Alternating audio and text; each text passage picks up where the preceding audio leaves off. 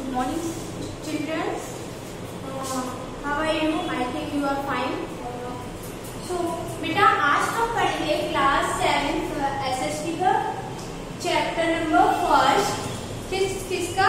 Geography का। Geography का chapter number first environmental या एनवायरमेंट।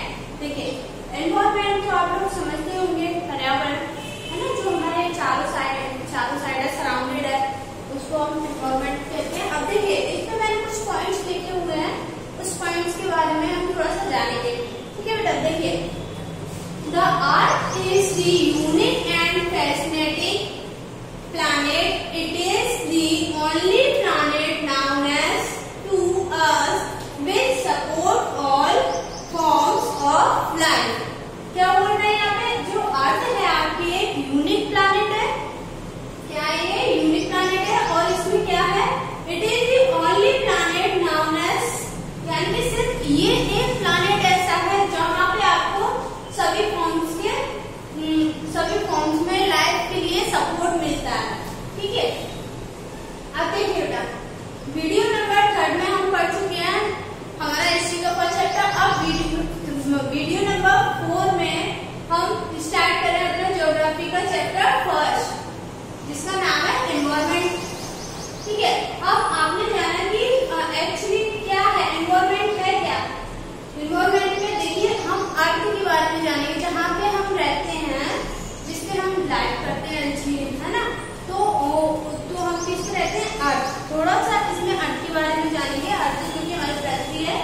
देखिए the earth is the unique and fascinating planet. It is the only planet known as to us which supports all form of life. यानी कि एक ऐसा नया planet जो है पृथ्वी है हमारा, ठीक है, जिसपे it is only planet known as, सिर्फ यही एक प्लैनेट पृथ्वी जो हमारा है ऐसा है जिसपे लाइफ स्पेंड करने के लिए हमें सारे फॉर्म्स के क्या मिलती है? सपोर्ट मिल जाती है। एयर है, वाटर है ना, फ्रूट्स है, प्लांट्स है, एनिमल्स है, सारे हमको यहाँ पे प्राप्त होते हैं। यानी कि अब देखिए अब इसको हम जानेंगे कि ये इसके क्या कंपोनेंट है ना, कंपोनेंट ऑफ एनवायरमेंट के बारे में हम जानेंगे। देखिए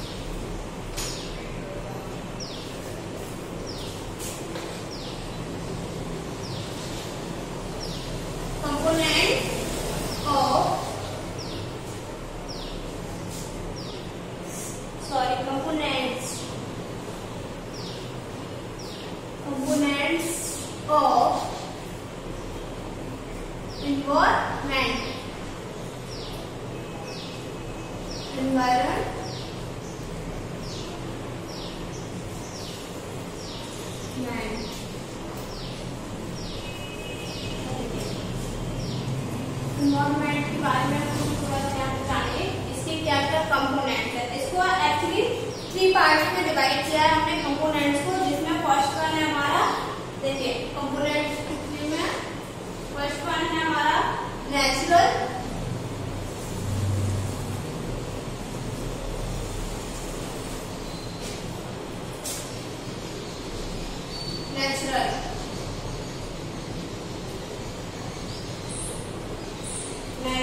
और सेकंड वन है हमारा, देखिए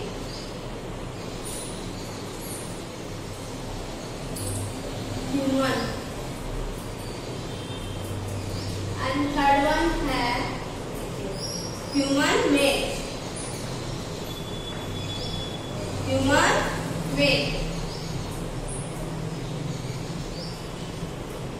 अब देखिए इनमें क्या आता है एक्चुअली, इन तीनों में हमने किस को लिया है यहाँ पे, जिसमें हमें पता चलेगा ये नेचुरल है कंपोनेंट, तो ये human and human made.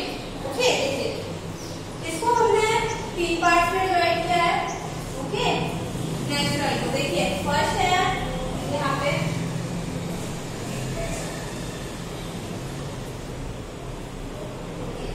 Hydrosphere,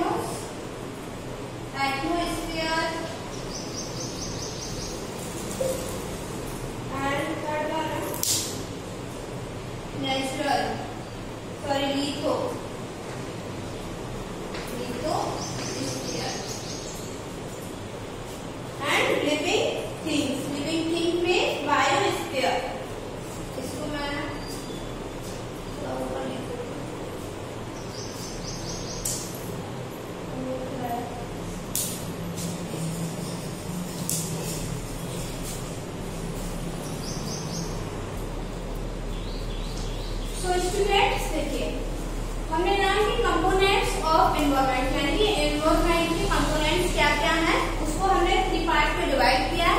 देखिए फर्स्ट ऑफ ऑल क्या है हमारा नेचुरल, सेकंड वन है ह्यूमन एंड थर्ड वन है ह्यूमन मेड। देखिए अब नेचुरल में क्या क्या आता है, एक्चुअली जो प्रकृति से हमें मिला है, प्रोवाइड हुआ है, वही तो है ना नेचुरल में, है ना।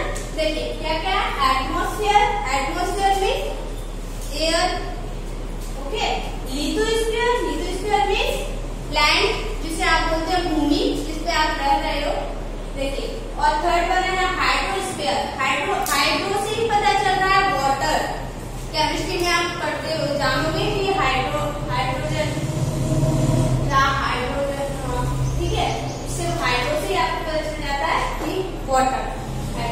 हाइड्रोस्फीयर मीन्स वाटर जो हमें प्रकृति से प्राप्त होता है। लिविंग थिंग्स, अब देखिए बायोस्फीयर, आप बायोस्फीयर बोल सकते हो, living thing it's mean in तीनों को मिला के जो बनता है वो हमारा बायोस्फीयर बनता है।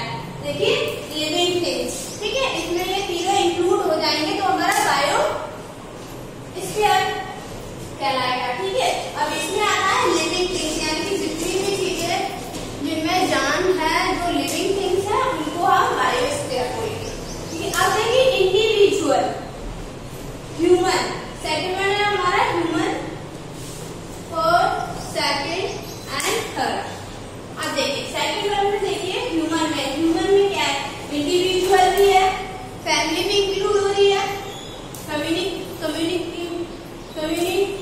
कम्युनिटी, रिलीजन यानी कि धार्मिक, एजुकेशन, इकोनॉमिक्स, आपका ठीक है, कम्युनिटी यूनिट बोल सकते हो, जिसमें फैमिली भी है, आपकी फैमिली जैसे परिवार है ना, और इंडिविजुअल भी आता है। ह्यूमन में परिवार जो होता है, धार्मिक, संस्कृति, रिलीजन, इकोनॉमिक्स, एजुकेशन, है ना, तो ये जिसमें आपके इंक्लूड हो रहे हैं उनको हम बोलेंगे ह्यूमन बीइंग्स, ठीक है। जैसे आपका परिवार है, एजुकेशन फील्ड में आप जाते हो तो वहां पे भी आपकी क्लास में काफी लोग होते हैं, वो भी तो एक फैमिली जैसा ही होगा ना। अब देखिए थर्ड वन है हमारा ह्यूमन मेड, ह्यूमन मेड में हमारा आ रहा है बिल्डिंग्स, यानी कि मनुष्य द्वारा बनाई गई चीजें क्या कहलाती है हमारी ह्यूमन मेड। देखिए क्या क्या बनाया है मनुष्य ने, बिल्डिंग्स है, पार्क है, ब्रिज है, रोड्स है, मॉन्यूमेंट्स है एंड इंडस्ट्री ऑल्सो, ठीक है। अब इतना मैंने आपको बेटा यहाँ पे समझाया, अब हम इनको 1 by 1 करके रीडिंग करेंगे by the help of books, और उससे हम इसको क्या करेंगे, एक्सप्लेन करेंगे, थोड़ा समझने की कोशिश करेंगे, ओके बेटा, by the help of books. देखिए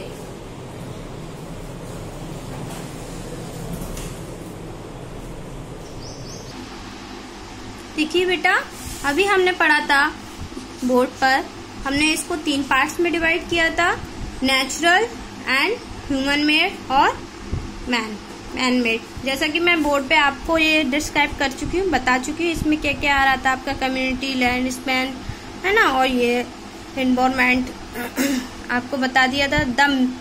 देखिए the sum total of our surrounding and there, यानी कि ये कुछ कंपोनेंट्स हैं जिनके बारे में आपने जाना। अब देखिए नेचुरल एनवायरनमेंट, अब सबसे पहले हम जानेंगे फर्स्ट वाले में नेचुरल एनवायरनमेंट। नेचुरल एनवायरनमेंट में क्या होता है, देखिए द इमीडिएट सराउंडिंग और the condition in which living beings exist and develop their characteristic make environment. The natural environment has two components, biotics and abiotics, ठीक है। देखिए अब जो नेचुरल कंपोनेंट्स है हमारा, हमने उसको 2 पार्ट्स में डिवाइड किया है यहाँ पे, ठीक है, 2 पार्ट्स में डिवाइड किया है, बायोटिक एंड अबायोटिक। अब देखिए बायोटिक और अबायोटिक क्या होता है, उसमें हम जानेंगे।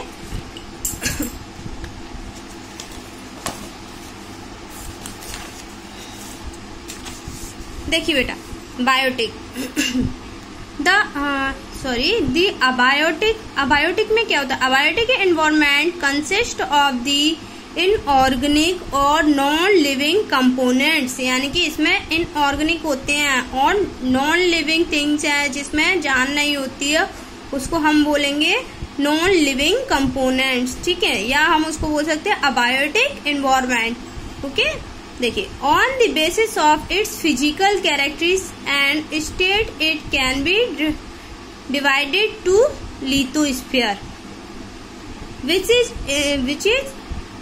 is in solid state, hydrosphere is the liquid state and atmosphere is the gaseous state of the environment। देखिए क्या बोल रहे हैं यहाँ पे, जो लिथोस्फीयर है वो सॉलिड है यानी कि पत्थर है, और जो हाइड्रोस्फीयर है वो लिक्विड है यानी कि पानी, आप जिसको बोल सकते हैं लिक्विड स्टेट में है। एंड देखिए, एंड एटमॉस्फेयर जो है हमारी वो गैसेस में है। ठीक है, यहाँ पे क्या बता रहे हैं, एटमॉस्फेयर को गैसेस में, जिसको हम बोल सकते हैं हवा। हवा में हमारी नाइट्रोजन ऑक्सीजन प्रेजेंट होती है ना।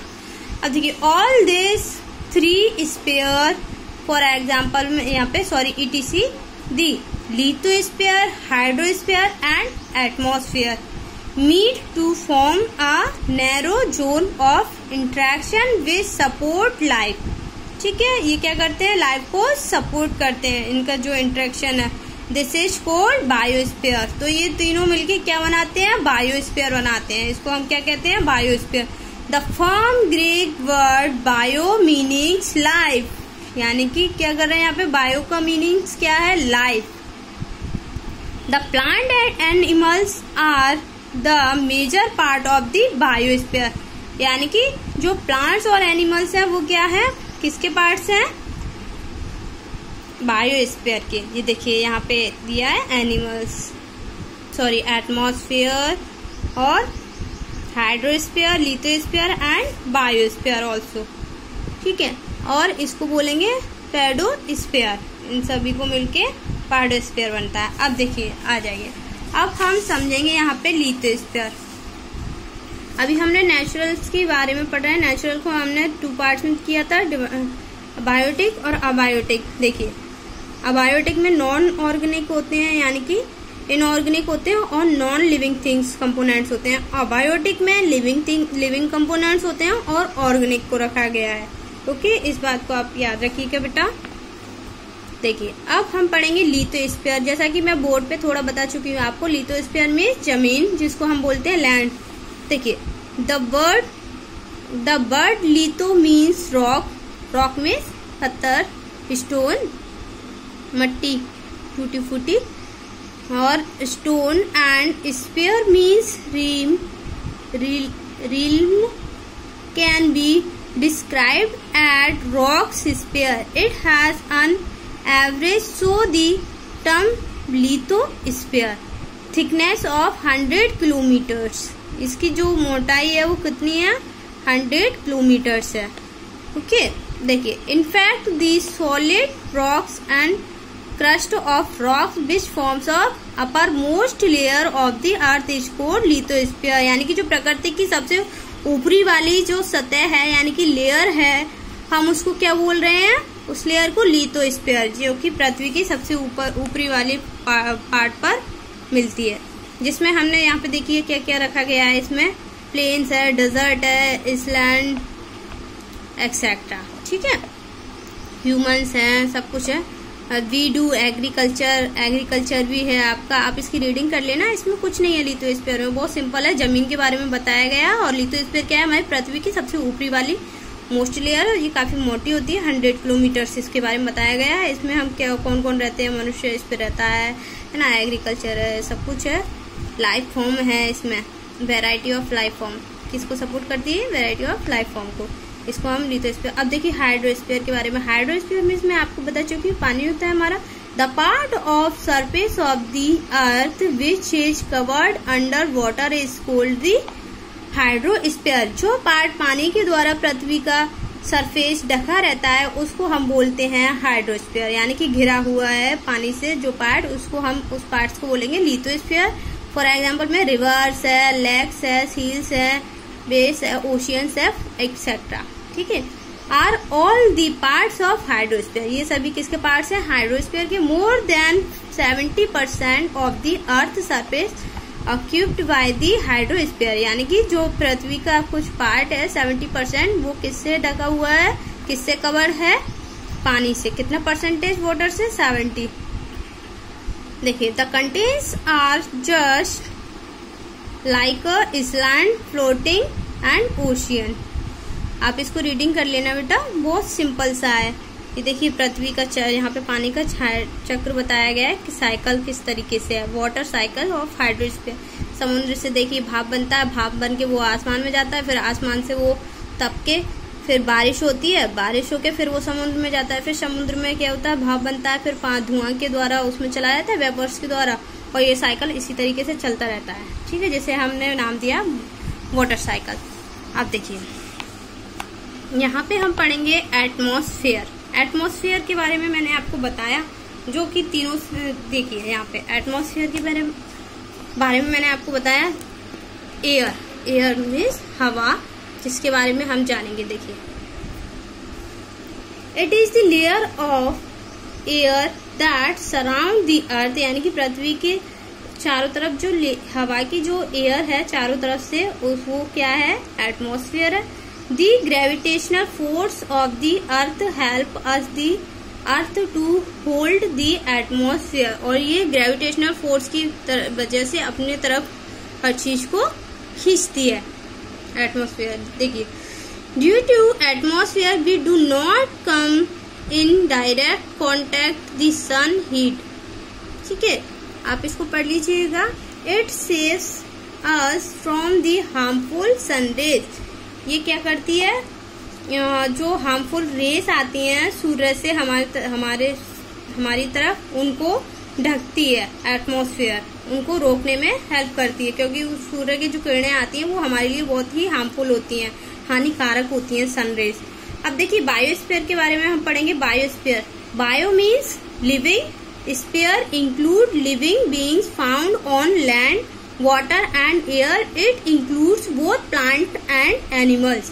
जैसा कि मैंने बताया लिथोस्फीयर, यहाँ पे देखिए लिथोस्फीयर, हाइड्रोस्फीयर एंड एटमॉस्फेयर, ये तीनों मिलके क्या कर रहे हैं, बायोस्फीयर बना रहे हैं।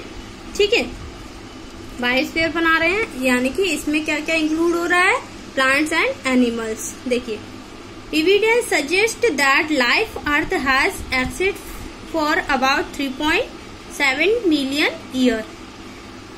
ठीक है, देखिए the diverse variety of living organisms can be found in the biosphere on the earth, like plants, animals, fungi and protist, bacteria, carbon and water based natural living organisms grow produce। यहाँ पे क्या होता है, जो water living जो organism हैं वो क्या होते हैं, प्रोड्यूस होते हैं। ठीक है, ग्रोथ होती है उनकी भी। यहाँ पे फॉर एग्जांपल में बताया बैक्टीरिया है, कार्बन है ना, और अर्थ में जितने भी प्लांट्स एनिमल्स जो सभी यहाँ पे लिविंग फॉर्म में है, उनको हम बोल रहे हैं बायोस्फीयर। अब देखिए यहाँ पे क्या बताया गया है, ecosystem diversity and genetic diversity, biodiversity depend on. अब देखिए बायोडाइवर्सिटी है जो हमारी, वो किस पे डिपेंड है, टेम्परेचर पे, प्रेसिपिटेशन पर and altitude and solid etc, इन चारों पे जो है हमारी बायोडाइवर्सिटी डिपेंड है। देखिए बेटा अब आगे का इसका जो भी है हमारा बचा हुआ है वो उसको हम अगली वीडियो में डिस्कस करेंगे। जब तक के लिए आप घर पे रहिए, स्वच्छ रहिए, अच्छे से रहिए, घर से बाहर मत निकलिएगा। और हाँ, होमवर्क जरूर कंप्लीट कीजिएगा बेटा। 6th क्लास के बच्चे वीडियो देके पॉज करके देखे, ना समझ नहीं आए तो पॉज करें। अगर आपको कुछ नहीं समझ नहीं आता है, आप मेरे व्हाट्सएप नंबर है आपके पास, मेरे व्हाट्सएप नंबर पे आप अपने कोई भी क्वेरी कर सकते हैं, क्वेश्चन कर सकते हैं मुझसे डायरेक्टली। ओके, जब तक के लिए अच्छे से घर पे रहिएगा, पढ़िएगा।